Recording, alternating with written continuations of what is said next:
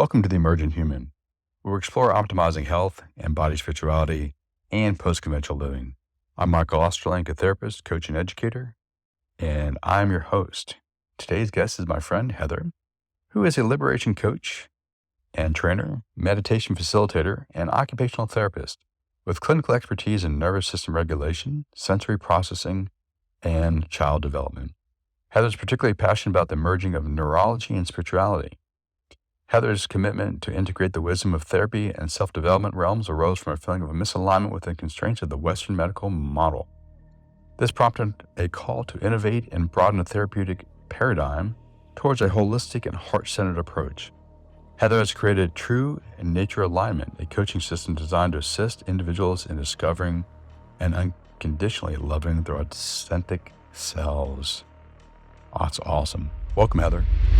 So, Heather, I know you as an OT. It's one of your background, your skills, and licensed as an occupational therapist. But you also have a lot of other training as well. Can you talk a little about the training, how these things are coming together in your new offering? Yeah, thank you. Thank you for that question. The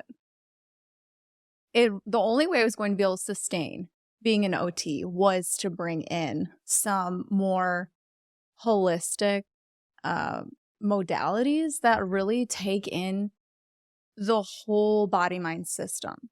So something about OT is that it's taking in the full spectrum of the human experience, literally from birth to death.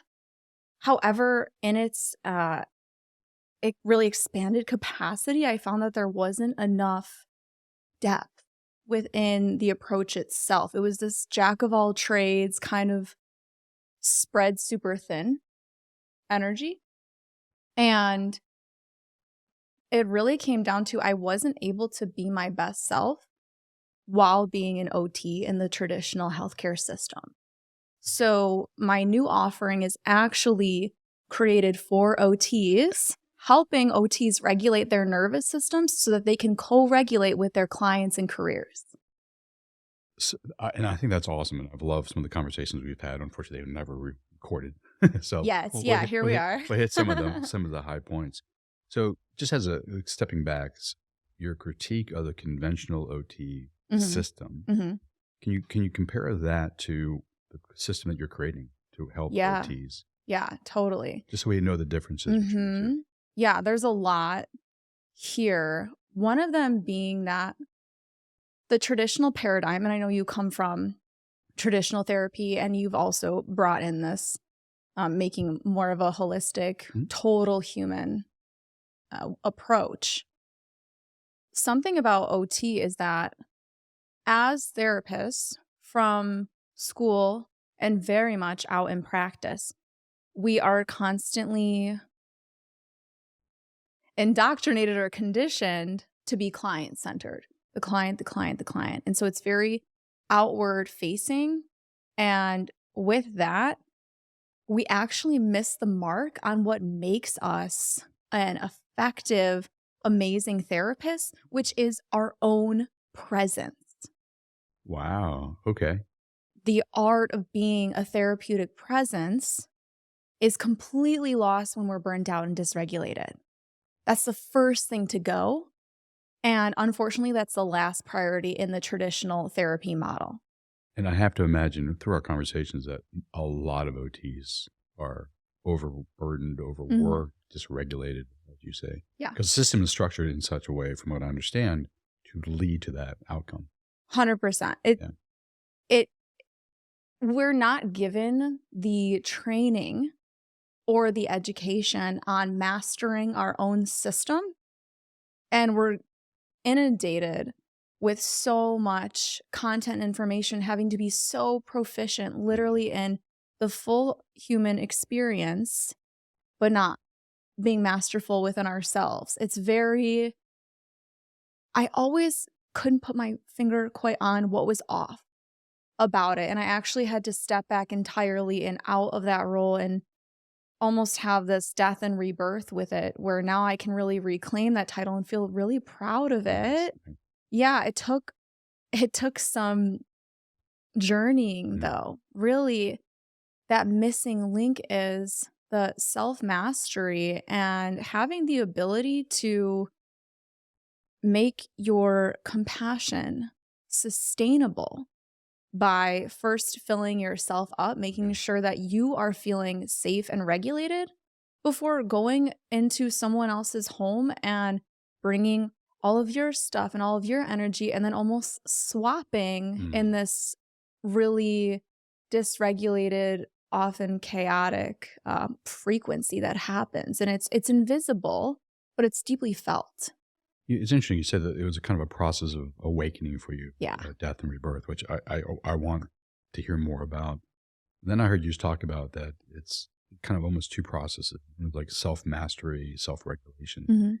And you can bring that, you can operate from that place, and that changes the dynamic between you and the patient. But also have to imagine patient's family or whoever else's context of the relationships too.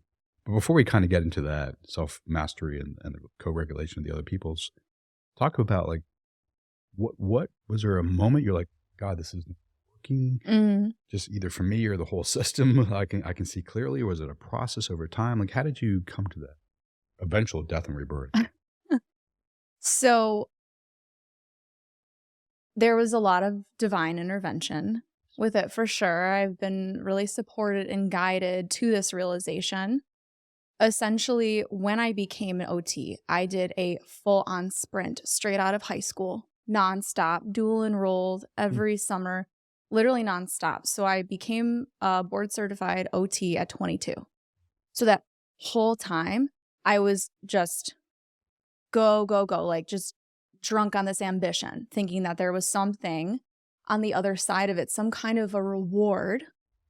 And there was such a disillusion and a heartbreak and disappointment in getting to that results or getting to that finish line and feeling empty still. And the divine intervention was COVID happened actually, and I got furloughed. I worked somewhere that was a little bit influenced by what was happening in the world. Kind of, they were just forced to shut down by default. Nobody's fault, nobody's decision, really. It just kind of happened. So I had 2 months off of work and of being so head down in the ground, just go for the first time really ever, because I had just sprinted straight out of high school into that whole world. In that break, I feel like I finally came up for air. I rested for the first time in however long, who knows? I didn't even know how to rest or how to let myself unwind. And I remember before that furlough happened, I had been sick for literally months, just constantly feeling run down, unwell, and it was really cutting into my ability to go work out. And so I remember I said, okay, I'm done forcing myself to walk to the gym in the snow after working 10 hours to go spin. That's in Chicago. Yes. Okay. Yeah. So that was the level of go and dysregulated and coming from a place of emptiness, just running on E and fumes. I remember I had to stop because my body literally was like, we're not doing this anymore. And so that's when breath work, yoga, and meditation came into my life because I couldn't breathe. So, read a book? Did you take a course? Like, how did you like go from like, oh, this is not working to I need to learn to regulate myself in yoga, meditation, and breath practice, or a means to do so? What? It started with just doing yoga. Okay. And I had healed on accident. I healed a lifelong, quote unquote, lifelong, that's not necessarily true when something is lifelong, but I healed lifelong asthma.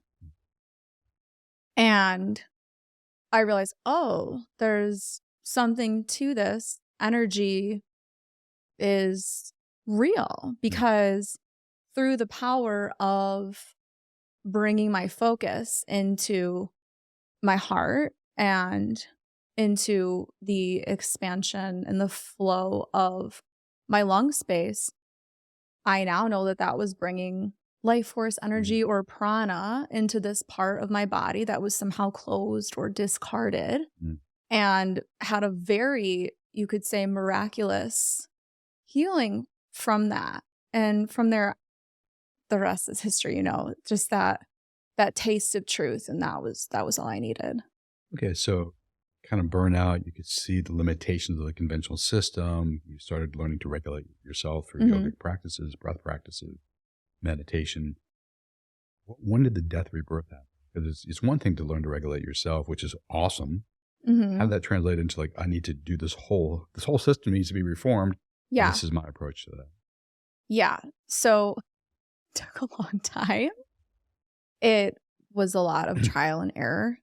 And it started with me still wholeheartedly promising myself that I would never go back.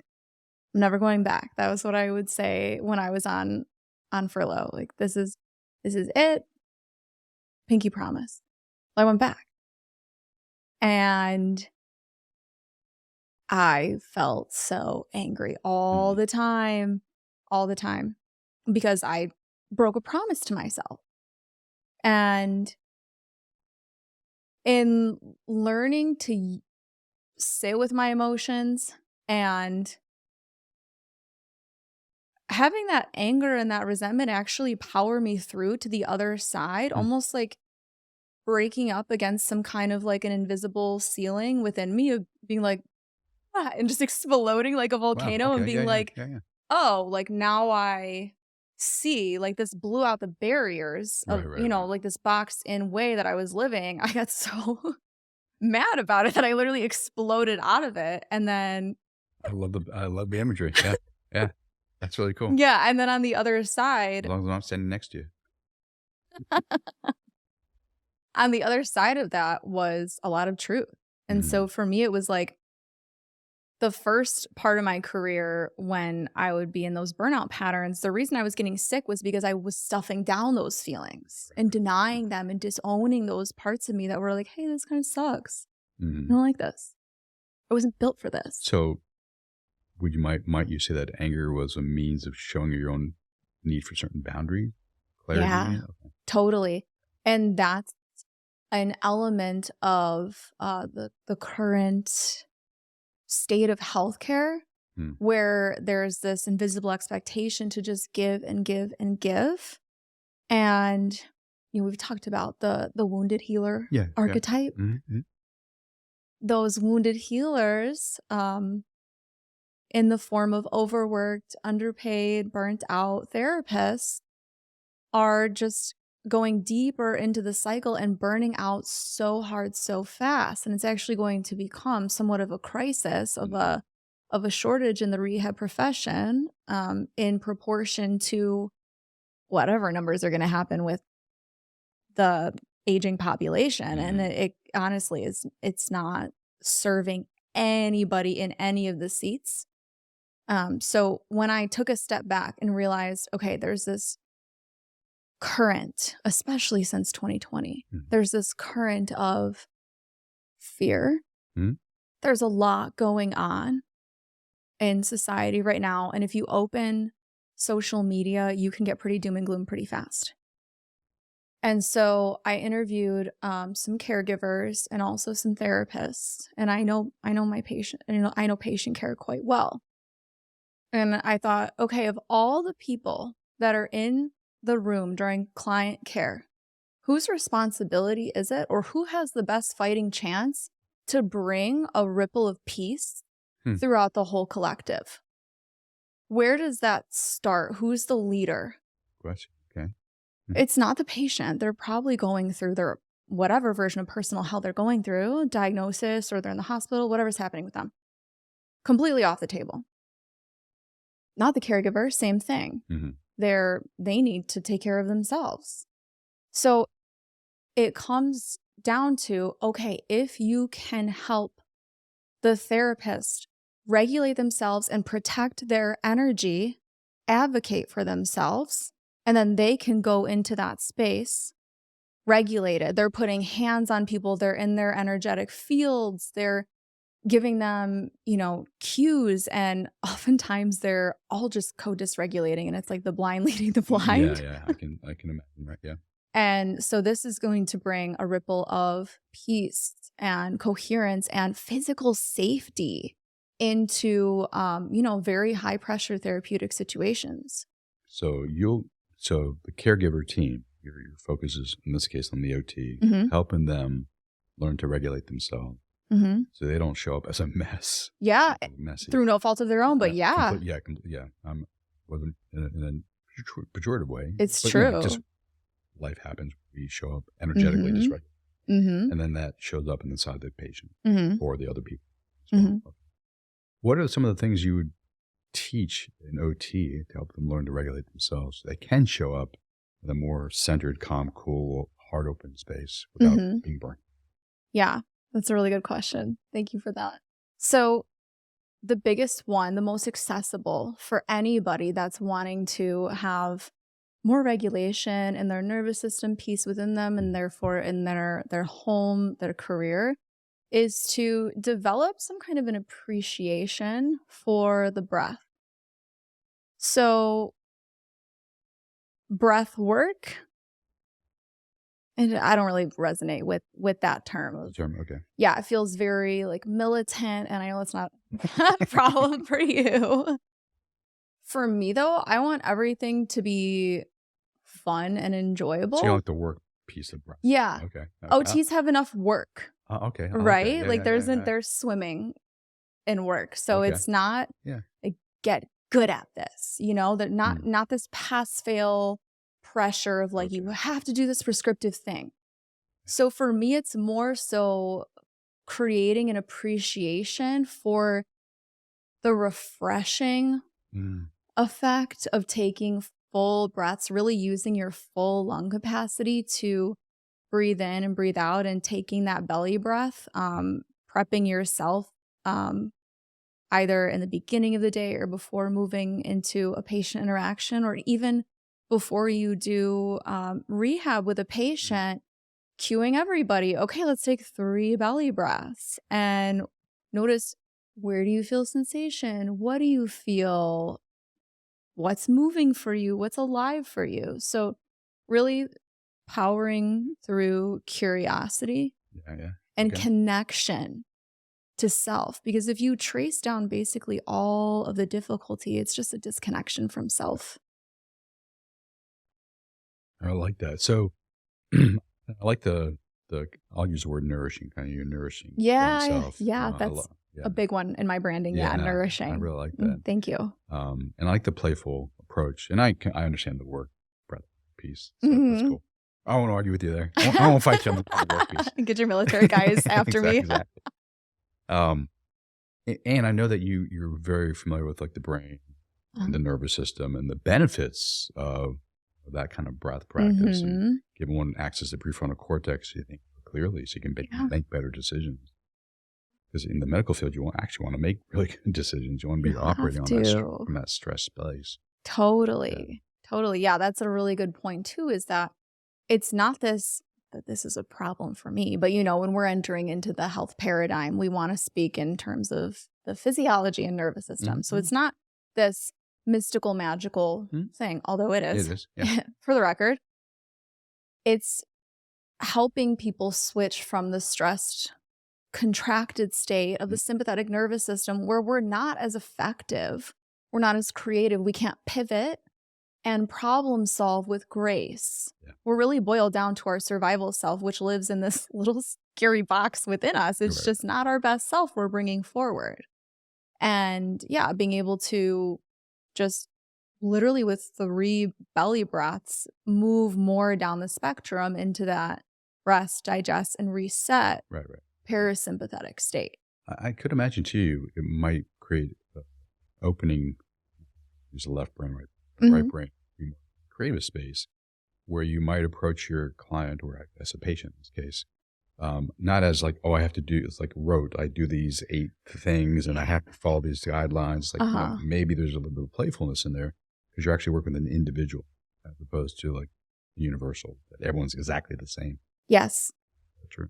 Totally. Yeah, I really like that point. So it's that paradox of I'm not so worker bee, just, moving along almost like a Mechanistic. robot. Yeah. And Yeah. so I'm connected again to myself, and therefore I can see you with clear eyes too. Yeah. So yeah, it's moving from that client centered into that really regulated Mhm. place. All right. So breath is an important piece. Mhm. You're sitting with an OT or a handful of OTs. You're Uh-huh. training them through your system. What else might you offer them? Yeah, one of the most tangible, easy, actionable tools is to just envision a bubble of whatever light, white light, golden light, warm light around yourself, around your aura. So that's if your arms are extended outward, basically just to your fingertips, Mhm. almost like you're in this little egg, Mhm. this little bubble of protection, whatever language really resonates. And to take 30 to 60 seconds to check in again, feel yourself surrounded by whatever resonates for you. If it's a higher power, if it's the light of the sun, Mother Nature, really whatever helps your ancestors, whatever helps you feel held. Mhm. And just take that 30 seconds to recalibrate and use the out breaths. This is a layering in of an additional. Use the out breath to let go Mhm. of whatever you may have accidentally taken on from your patients or from the environment. Let go of anything that's not serving you. So just using that out breath to your advantage. Again, this is the play. It's like giving the breath a little roll, and then the inhale filling with whatever you need. Asking yourself, what do I need? All day, when was the last time you asked yourself, what do I need and how can I provide it myself with it? I love the fact you bring in multi-modalities, mostly senses. So like you got the breath, so you're feeling respiratory, you're anchoring in the breath.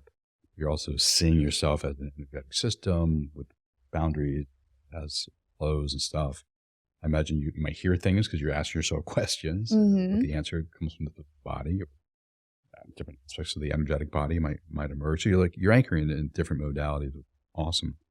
And it's not, I mean, we joke, woo, but it's really, there's science behind it. 100%. I mean, Heart Math has done since the late, a lot of amazing work on these things. And I could imagine that what you're walking them through would lead to coherence. So they're operating from the heart, driving the brain, and then you have a whole bunch of positive immune aspects to it, not just cognitive. Totally. Yeah. And so again, with that ripple of peace, you're increasing that coherence of your HRV. Yeah. So then you give the opportunity for the patients and your coworkers and the people in vicinity with you, you give more of an opening for theirs to rise and resonate up here. Because what actually happens within that co-dysregulation, I don't know if that's the most optimal term for it, but that's what's happening really, is that everyone is clavicle breathing and in rapport or in resonance with that part of each other's physiology, because we're all bridging nervous systems. Like if you were tweaking out right now, if you were How do you know I'm not? if you were, had like a high pitch, like bottled up tone or, or whatever, like jittery, freaking out, I would feel less comfortable and I actually wouldn't be able to access the, not prepared ahead of time, just information that can just freely pour through me in this safe space. I love that. And that's my experience as well. I'll share a story. I did a training on death and dying. Dr. Ron Bally back in the late 90s. He was a meditator for like 400 years. He's an older dude, but he'd been meditating for the longest time. And, you pointed out to me that I seem pretty calm. But sitting next to him, he was so calm, I could see how dysregulated I was. Although most people around me were like, Michael, you're so calm. Like next to him, I can really feel how there's some dysregulation in my system. So it's amazing to be able to feel into how other people around you can mirror back to you or affect you in certain ways. Totally, totally. And so we, as clinicians, we are the leaders in that space. And so, Yeah. yeah. So you're working with OTs. Is this like a group process? Is this one-on-one? Like how's the training look? Yeah, so it's a group process, and technically it's in pre-launch right now. By the time this Congrats. airs, Yeah. it'll be Out there? come one, come all. So yeah, I've been taking a lot of time and space and meditation to figure out how this can fit into a busy therapist's life. So often there's this abundance of content and things to learn, like just out in the world, that I don't want this to be something that they feel like they need to take on and like study and it be something additional on their plate. Okay. So really one of the highest intentions of the transformation is actually this is a place where you can come to feel like you're fully held, Nice. where you can almost unlearn or pull away the layers of the not self, of the dysregulated self, survival self, whatever you want to call it. So yes, it's going to be in the group setting for that Yeah, purpose. so you're not just necessarily teaching particular skills and cultivating capacities. There's also kind of a support mechanism. I would imagine like you've had so much experience that you could understand your own experience, what they're going through. So there's an opportunity like to share and yeah. Yeah, so the way I'm structuring it is that there will be a part that's instruction, and then piggybacking off of the instruction and space holding and transformation is an optional little Q&A time. Oh, nice. Or an Okay. optional sharing time. And Okay. so it'll be very lovingly pre-framed that you're in no way obligated to stay for this. This is just me holding the space for you, but Nice. I don't know apologetics or, anything like that, because it is of the utmost importance to me that this takes away from whatever is not serving that an OT is carrying and really adds to, the fullness of their experience. I'm excited for you because I've watched this with unfold, like death, rebirth stuff, just sharing with us. So it's awesome to see what you've evolved into and what you're offering. How can people learn more about the offering? They can go to truenaturealignment.com True Nature Alignment. or follow me on Instagram at Heather Occupational Therapist. Heather Occupational Therapist. Yes, thank Cool. you. I highly recommend that. Thank you so much. Thanks, Heather.